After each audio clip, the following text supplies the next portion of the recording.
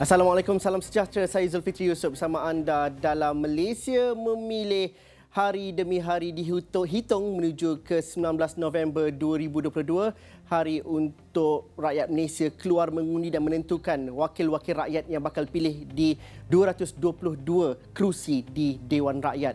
Dan 3 gabungan parti terbesar yang menawarkan diri untuk bertanding dalam pilihan raya kali ini, Barisan Nasional, Perikatan Nasional juga Pakatan Harapan sudah pun membentangkan ataupun mengusulkan manifesto-manifesto yang mereka telah tetapkan untuk memenangi undi anda dalam pilihan raya umum pada kali ini. Sejauh mana kita menganalisis, sejauh mana kita meneliti setiap satu manifesto itu dan betapa pentingnya manifesto untuk anda membuat keputusan. Saya ingin kongsikan sedikit sebanyak sejauh mana manifesto memberikan kesan kepada keputusan yang bakal anda lakukan.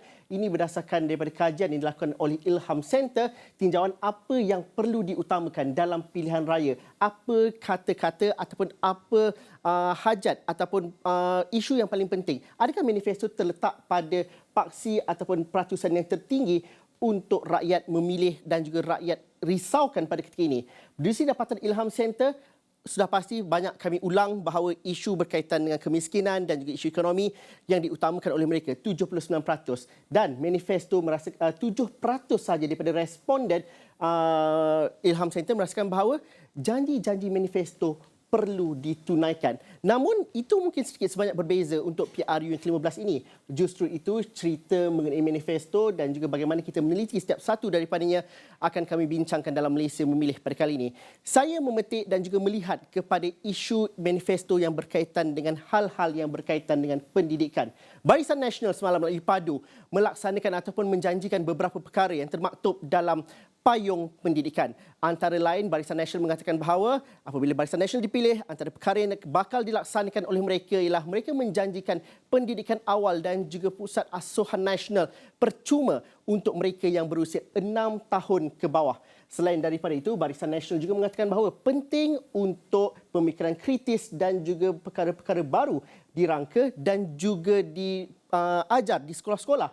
Ini mereka mencadangkan bahawa pentingnya hal-hal yang berkaitan dengan coding dilakukan di sekolah dan juga bahasa komunikasi, bahasa ketiga diajar secara dengan lebih meluas. Ini meliputi bahasa Tamil, bahasa Mandarin yang sudah pun ada di sekolah-sekolah dan juga bahasa-bahasa etnik khususnya dari Sabah dan juga Sarawak. Barisan Nasional juga mengatakan bahawa kalau menang pilihan raya ini, mereka menjanjikan komputer riba percuma untuk pelajar-pelajar dan juga murid-murid yang datangnya daripada golongan B40. Dan liputan 5G juga akan diperluaskan di mana menerusi pengurusi Barisan Nasional iaitu Datuk Seri Zahid Hamidi semalam tadi berkata bahawa mereka bertekad untuk memperluaskan liputan 5G di sekolah-sekolah di seluruh negara dalam tempoh 18 bulan. Selain daripada itu, untuk membawa masyarakat keluar daripada kemelut kemiskinan, masyarakat daripada keluarga B40 dijanjikan pengajian tinggi percuma. Ini manifesto pendidikan dari Barisan Nasional. Bukan ini sahaja sebenarnya, tapi banyak lagi. Tapi ini antara terasnya bagi Pakatan Harapan pula yang menjanjikan dan juga menawarkan beberapa perkara dalam tawaran mereka, 10 tawaran mereka. Antara lain adalah salah satunya daripada tawaran yang diberikan oleh Pakatan Harapan. Gagasan besarnya ialah untuk memastikan kadar generasi tercicir khususnya selepas pandemik COVID-19 dapat diturunkan dan itu menjadi satu perjuangan oleh Pakatan Harapan ataupun janji kepada mereka untuk mengurangkan generasi tercicir. Selain daripada itu, apa yang dilakukan pada 22 bulan dahulu iaitu siri ataupun program sarapan percuma juga diletakkan dalam manifesto Pakatan Harapan, tapi lebih dalam tawaran itu dikhususkan kepada sekitar 500,000 penerima khususnya bagi golongan-golongan yang memerlukan. Sekolah Daif juga diberikan perhatian oleh manifesto dan juga tawaran oleh Pakatan Harapan. Ini memberikan contoh dan juga memberikan penekanan kepada sekolah-sekolah khususnya di belah Sabah dan juga Sarawak. Pakatan Harapan juga menawarkan program ataupun solusi untuk meringankan beban guru. Dan salah satu juga yang menjadi janji Pakatan Harapan dalam manifesto mereka ialah untuk meringankan ataupun melihat semula penstrukturan semula hutang PT-PTN khususnya bagi keluarga B40. Ini 5 teras atau 5 perkara utama yang dibawa keluar daripada tawaran Pakatan Harapan, tetapi seperti mana yang saya katakan, seperti Barisan Nasional juga ada banyak lagi perincian-perincian oleh Pakatan Harapan berkaitan dengan manifesto pendidikan. Seterusnya, Perikatan Nasional menggariskan perkara yang saya rasa tidak kurang menarik juga dalam aspek pendidikan. Antara lain, Perikatan Nasional menawarkan perkhidmatan bas percuma untuk keluarga yang memerlukan. Ini salah satu perkara yang sedikit unik untuk Perikatan Nasional. Selain daripada itu, menjadi tekad mereka juga untuk menawarkan perkhidmatan internet yang laju di bilik darjah dan juga di bilik guru di sekolah-sekolah di seluruh negara, selain menjanjikan peranti digital.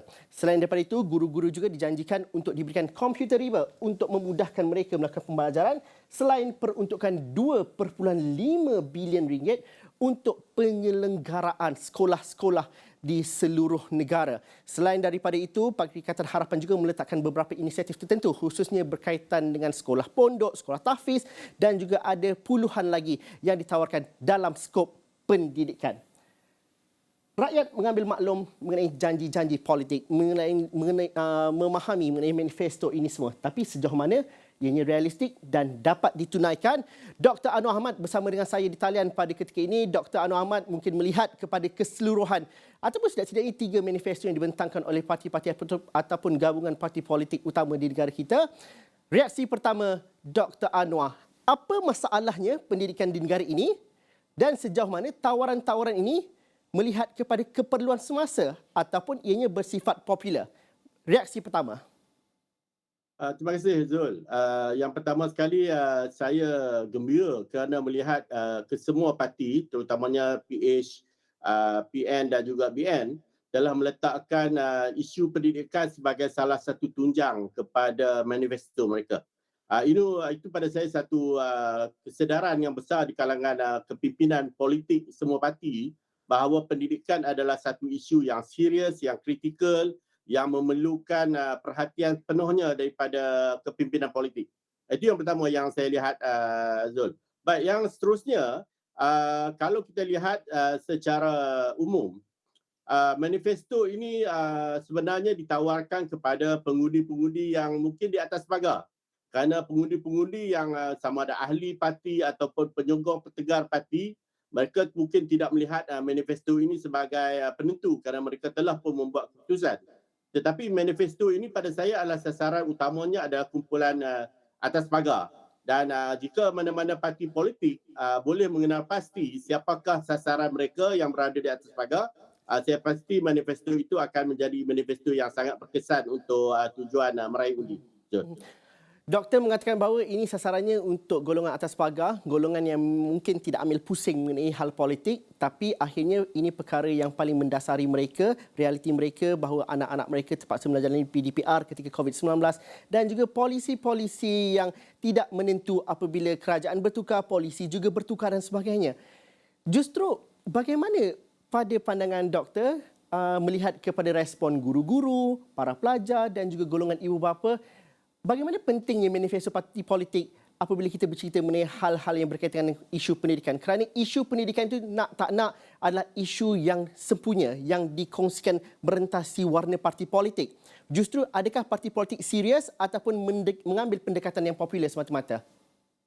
Ya, saya melihat parti politik mesti mengambil serius tentang isu manifesto ini. Kerana apa yang ditulis di dalam manifesto walaupun bukanlah sesuatu janji yang wajib ditepati tetapi lebih kepada satu tawaran untuk dilihat oleh pengundi-pengundi, tapi mana-mana parti politik yang meletakkan tawaran yang kita anggap boleh capai, munasabah, praktikal, itu akan dilihat sebagai manifesto yang jujur dan ikhlas kepada pengundi-pengundi. Sebab itu dalam kita meneliti manifesto yang diberikan oleh 3 gabungan ini, PH, PN dan juga BN, kita akan dapat lihat secara umumnya kesemua parti-parti yang bertanding ini dan gabungan ini, 3 gabungan yang menyediakan manifesto ini meletakkan perkara yang hampir sama sebagai asas manifesto untuk pendidikan. Kalau kita boleh ringkaskan, ada 2 yang utama, iaitu semua parti meletakkan pendigitalan pendidikan sebagai yang utama. Sama ada dalam PH, dalam BN dan juga PN, ketiga-tiganya meletakkan keperluan kepada pendigitalan pendidikan, kepada internet, 5G dan sebagainya. Yang saya rasa itu adalah satu keadaan yang diperlukan oleh sistem pendidikan negara. Yang keduanya, ketiga-tiga parti juga meletakkan isu penyelenggaraan sekolah termasuk sekolah daif. Dan ini juga satu keperluan yang sangat mendasar dalam sistem pendidikan negara kita. Manakala adalah perkara-perkara lain yang mungkin agak berbeza antara satu parti dengan parti yang lain, tetapi pada saya kita boleh bersetuju bahawa kesemua parti telah mengambil kira keperluan-keperluan asas yang diperlukan dalam sistem pendidikan kita sekurang-kurangnya untuk 5 tahun yang akan datang, iaitu pendigitalan pendidikan dan juga memastikan semua anak-anak kita dapat belajar di sekolah yang berada dalam keadaan yang kondusif, yang selesa, yang baik dan bukan sekadar di sekolah daif. Doktor, mungkin ada yang bertanya juga dan juga agak sinikal, kata kalau cerita pasal 5G, cerita pasal pendigitalan dan memberikan tablet dan sebagainya, bukankah itu satu perkara yang perlu dilakukan, sentiasa dilakukan dan sudah selesai? Contohnya cerita pasal sekolah daif dan sebagainya. Mengapa kalau musim politik ianya diulang semula? Dan adakah ini game changer atau semata-mata menawarkan satu perkara yang tidak diletakkan batu asas yang begitu mendalam? Kalau doktor boleh kritikal mengenai perkara ini. Ya, saya melihat isu pendigitalan seperti penyediaan peranti dan sebagainya ini bukanlah pilihan. Dia ada satu keperluan. Sama ada mana-mana ahli politik ataupun parti politik menawarkan ataupun tidak, dalam sistem pendidikan kita yang akan datang ni, pendigitalan itu adalah sesuatu yang tidak menjadi pilihan lagi, mesti disediakan.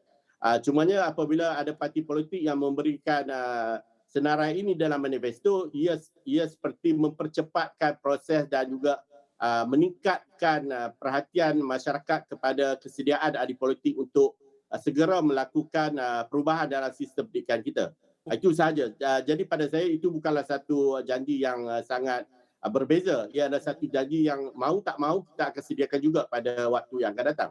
Cumanya pada saya yang lebih penting, Zul, dalam kita menyediakan manifesto ini, saya mengharapkan satu pemikiran politik dalam kita melihat perubahan-perubahan yang besar berlaku dalam sistem pendidikan. Yang kita mengharapkan adalah yang berubah itu adalah strukturalnya ataupun struktur-struktur yang telah kita warisi sejak berpuluh tahun yang lalu dalam sistem pendidikan kita. Itu yang patut kita janjikan kepada rakyat, bahawa kita memerlukan satu perubahan yang sangat besar kepada sistem pendidikan. Sebagai contohnya yang boleh saya lihat adalah kita masih lagi berada dalam keadaan kita tidak memberi autonomi kepada sistem pendidikan, kepada guru-guru, kepada sistem sekolah, pentadbir sekolah untuk melakukan banyak perubahan-perubahan yang baik. Sebab itu pada saya perubahan struktural itu sangat penting. Autonomi, governance, memberi kepercayaan kepada guru-guru, menyediakan peruntukan-peruntukan yang telah ditetapkan lebih awal. Pada saya itu adalah perkara-perkara yang lebih fundamental dalam kita melihat isu pendidikan. Dan kalau kita lihat dalam tiga-tiga parti ini, mungkin pada pandangan saya, PH nampaknya agak ada sedikit kelebihan. Kerana mereka bukan saja seperti telah memberikan bayangan siapakah yang akan menjadi Menteri Pendidikan mereka, tetapi Menteri Pendidikan yang dibayangkan itu juga sebenarnya telah menyediakan satu model baru pendidikan untuk Malaysia. Sebelum beliau tamat ataupun tidak menamatkan dia punya khidmat dia pada tahun 2020 dahulu. Baik, pada saya berbanding dengan gabungan yang lain, PH mempunyai kelebihan itu kerana mereka bukan saja telah menunjukkan bayangan siapakah Menteri Pendidikan, malah mereka juga telah mempunyai satu model baru pendidikan negara yang telah dirancang oleh pakar-pakar pendidikan selama hampir setahun. Jadi itu satu kelebihan kepada PH berbanding PN dan juga BN. Tanpa menafikan bahawa BN dan PN juga mempunyai pengalaman yang luas dalam menyediakan ataupun merancang sistem pendidikan negara. Tetapi saya mempunyai kebimbangan kerana kita baru keluar daripada pandemik 2 tahun, anak-anak kita banyak yang keciciran. Ramai anak-anak kita yang berhadapan dengan masalah membaca, menulis dan mengira. Keadaan sekolah kita juga dalam keadaan daif. Jika kita terpaksa menunggu 1 tahun atau 2 tahun lagi dalam menyediakan plan perancangan pendidikan, kita sebenarnya membuang lebih banyak masa. Itu satu perkara yang memberi kelebihan kepada PH, Zul. Tetapi saya tidak menafikan bahawa parti-parti lain juga mempunyai peluang dan juga ruang yang ada untuk mereka merancang segera sistem pendidikan negara apabila jika mereka mendapat peluang menjadi kerajaan. Dr. Anwar mungkin dapat tunggu di talian. Saya nak berhenti rehat seketika dahulu dan mungkin selepas ini kita dapat bincangkan betapa pentingnya juga isu pendidikan dijadikan strategi politik yang baik. Sebenarnya strategi politik yang sangat konstruktif dan juga membina dan dapat diukur oleh rakyat dalam melihat kepada polisi yang bakal ditentukan oleh parti-parti politik. Namun adakah itu yang berlaku? Itu kita bincangkan sebentar lagi dan juga saya akan bersama dengan Wakil Esra Awani di Terengganu untuk melihat apa kata orang ramai apabila parti-parti politik sudah membentangkan manifesto mereka. Itu selepas ini.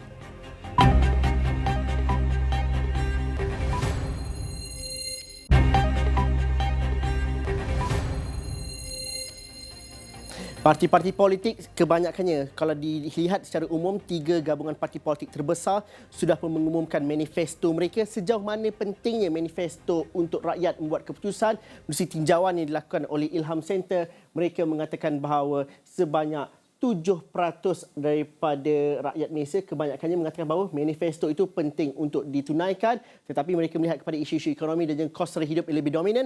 Tapi dalam manifesto juga ada dibentangkan juga hal-hal yang berkaitan dengan ekonomi dan juga kos sara hidup. Saya ingin bersama dengan wartawan Esra Awani di Terengganu, Wakil Esra Awani Fazil Zaid Omar.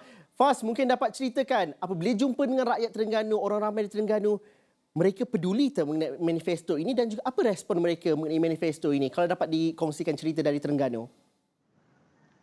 Baik tu, kalau kita lihat keadaan situasi politik pada hari ini semakin panas, namun tidak sepanas cuaca di Terengganu pada ketika ini, Zul. Walau bagaimanapun itu tidak merencatkan bahang pilihan raya pada ketika ini, di mana kesemua calon-calon yang bertanding masih giat melakukan kempen dan juga ceramah-ceramah politik dan lebih menghangatkan, Zul, suasana politik pada ketika ini, di mana parti-parti yang bertanding juga sudah mula mengemukakan manifesto-manifesto mereka. Sudah pasti pelbagai tawaran menarik yang disajikan kepada para pengundi untuk meraih undi pada kali ini, Zul. Dan di mana, Zul, sebentar tadi saya sempat menemui beberapa pengundi di negeri Terengganu ini bagi mendapatkan reaksi mereka. Dan mereka menyifatkan manifesto yang dibentangkan oleh parti-parti yang bertanding pada kali ini agak seimbang dan memenuhi aspirasi mereka pada ketika ini.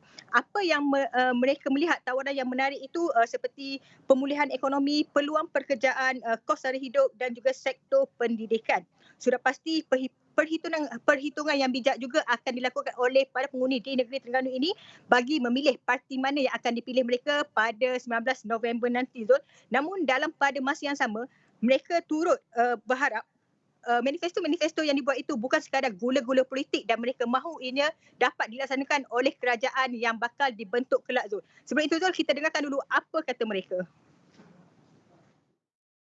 Saya lihat antara yang boleh saya rumuskan berkaitan dengan penggunaan internet yang juga menjadi satu perkara yang menjadi asas kepada parti-parti yang bertanding supaya dapat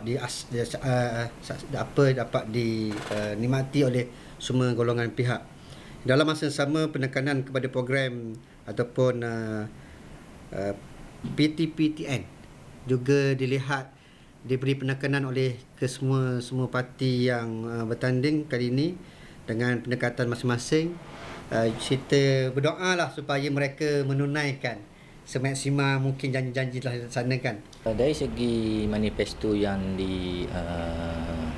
war-warkan oleh mana-mana parti lah, sebab tengok ada kelebihan masing-masing.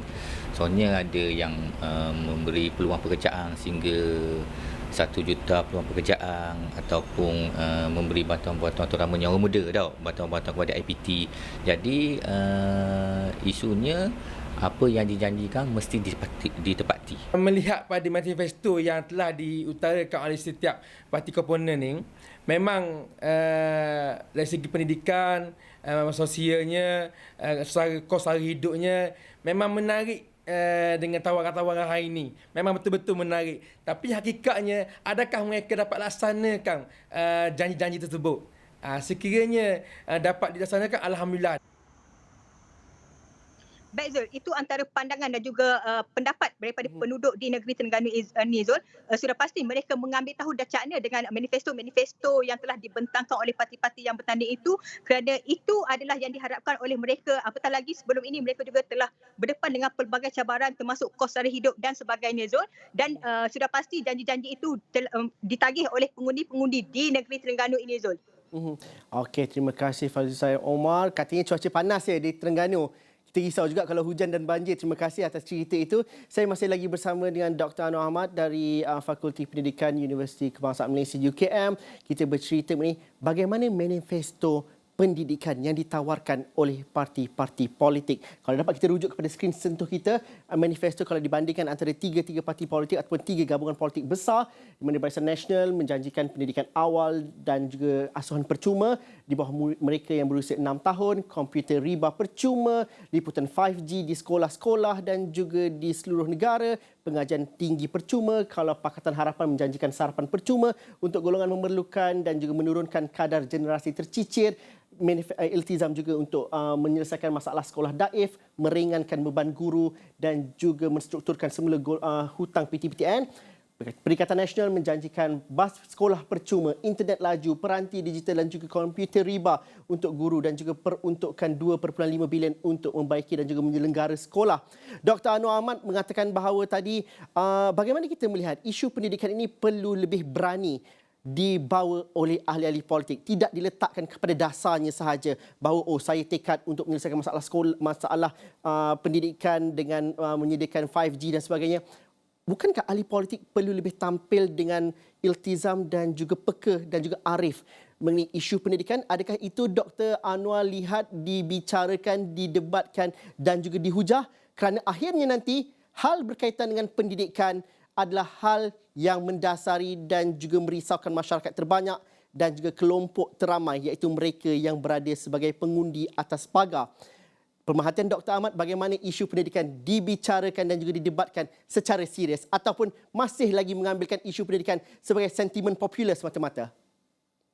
Ya, saya belum lagi melihat di kalangan ahli politik yang membicarakan ataupun mendebatkan isu-isu pendidikan secara serius dan mahu misalnya berdebat tentang apa yang mereka tawarkan dalam pendidikan.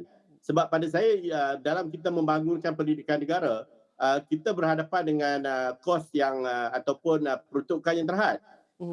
Sebagai contohlah, saya bagi contoh.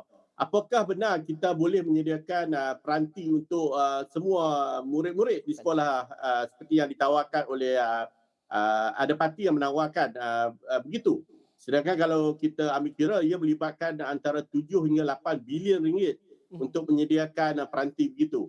Ataupun apakah kita boleh benar untuk kita menyediakan makanan sarapan percuma untuk murid-murid yang mungkin melibatkan antara 2 ke 3 bilion ringgit setahun.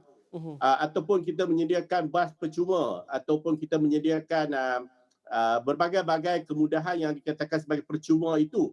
Siapa yang perlu membayarnya dan bagaimanakah proses untuk melaksanakannya. Jadi pada saya berjanji ataupun menawarkan apa yang ada dalam manifesto itu satu perkara yang baik, tetapi manifesto yang baik, yang ikhlas juga perlu juga menyamatarakan ataupun memberi keseimbangan kepada bolehkah ia dilakukan ataupun kemampuan kerajaan dalam melakukannya. Saya ambil contoh. Jika kita ingin memberikan pendidikan awal percuma, ia akan melibatkan sekitar 1 juta kanak-kanak di bawah umur 6 tahun secara percuma. Apakah ini ada kemampuan di segi kerajaan? Berapakah peruntukan yang diperlukan untuk menyediakan pendidikan percuma ini? Dan siapakah yang akan menanggung dan bagaimana pula apa yang berlaku kepada operator ataupun apa yang ada sekarang, sekolah-sekolah ataupun taska-taska yang ada sekarang? Apakah ia akan diadakan dalam bentuk voucher di mana voucher itu dibayar ataupun kerajaan membayar kepada pihak-pihak yang mengoperasikan. Jadi saya fikir sebab itu kita perlukan debat ataupun wacana yang lebih mendalam untuk memberi kefahaman yang jelas kepada rakyat tentang bagaimanakah sistem pendidikan ini dimanifestokan. Saya rasa itu yang kita perlukan. Rakyat perlukan. Rakyat tidak sekadar mendengar sahaja manifesto itu dan membuat telahan masing-masing tentang apa yang ditawarkan, tetapi rakyat ingin melihat bagaimana benda itu akan dioperasikan, akan dilaksanakan kerana pada saya satu manifesto yang ikhlas, yang benar-benar jujur untuk memberikan yang terbaik kepada rakyat, bukan sahaja dilihat dari segi janjinya tetapi dilihat bagaimana kita nak melaksanakannya. Sebab itu saya sangat melihat bahawa dalam keadaan yang sekarang ini tanpa memihak, tetapi saya melihat PH sekurang-kurangnya mereka sudah mempunyai model baru pendidikan. Pada saya itu satu kelebihan yang ada kepada PH. Tetapi bagaimana dengan PN misalnya? Bagaimana dengan BN misalnya? Apakah walaupun mereka mempunyai pengalaman, mereka juga telah mempunyai plan ataupun tata cara, prosedur dan langkah-langkah untuk melaksanakan apa yang mereka janjikan. Itu dua perkara yang perlu dilakukan oleh parti-parti ini, kerana rakyat menunggu bukan hanya janji-janji politik dalam manifesto, tetapi rakyat juga ingin membina keyakinan apakah perkara-perkara yang dijanjikan itu boleh dilaksanakan dalam tempoh 5 tahun yang diberikan kepada parti yang menjadi kerajaan. Dr. Anwar, dalam masa 1 minit setengah mungkin dapat saya tanyakan, berbalik kepada perkara paling asas, apa ibu bapa dan juga rakyat perlukan kalau cerita pasal pendidikan, isu pendidikan? Kerana ramai ibu bapa yang mengatakan bahawa mereka risau soalan-soalan yang begitu sukar dilakukan di peringkat sekolah. Kita nak apa daripada anak-anak kita? Ramai yang risaukan mengenai silibus. Guru-guru pula menceritakan mengenai beban mereka, tetapi itu tidak diperincikan dan juga tidak diletakkan secara lebih serius oleh pihak-pihak parti politik dan juga pembuat dasar. Apa kerisauan yang paling utama sekali kalau kita dapat fahami? Kita back to square. Apa sekali yang mereka perlukan sebenarnya? Sebenarnya murid-murid kita perlukan keseronokan untuk pergi ke sekolah. Mana-mana parti politik yang boleh menjanjikan ataupun menunjukkan bagaimana cara untuk anak-anak kita kembali ke sekolah, mereka berseronok di sekolah, kemudahan di sekolah yang baik, guru-guru yang penyayang, silibus yang tidak membebankan tetapi memberi kesan yang manfaat yang besar kepada pembelajaran mereka. Saya rasa itu yang diharapkan oleh ibu bapa dan masyarakat. Kita ingin mengubah sistem pendidikan kita daripada satu sistem yang membebankan tetapi tidak memberi manfaat yang besar, kita masih ketinggalan, kepada satu sistem pendidikan yang menyeronokkan, mencabar, tetapi yang memberi kualiti yang juga kebaikan yang tinggi kepada murid-murid kita, dan sistem yang seperti ini boleh dijadikan sebagai penanda aras kepada peringkat dunia. Itu yang kita harapkan, Azul. Okey, terima kasih Dr. Anwar Ahmad, pensyarah dan juga penganalisis dan juga pemerhati pendidikan dari Universiti Kebangsaan Malaysia kerana sudi bersama dengan kami. Kami bercerita mengenai manifesto yang berkaitan dengan hal-hal pendidikan yang ditawarkan oleh parti-parti politik. Anda boleh buat penilaian anda sendiri dan juga ibu bapa seperti anda juga boleh memberikan komen yang konstruktif mengenai perkara ini. Teruskan bersama kami di platform digital kami, di seluruh platform media sosial kami. Sekian saja Malaysia Memilih untuk petang ini. Kita jumpa lagi nanti. Assalamualaikum dan salam sejahtera.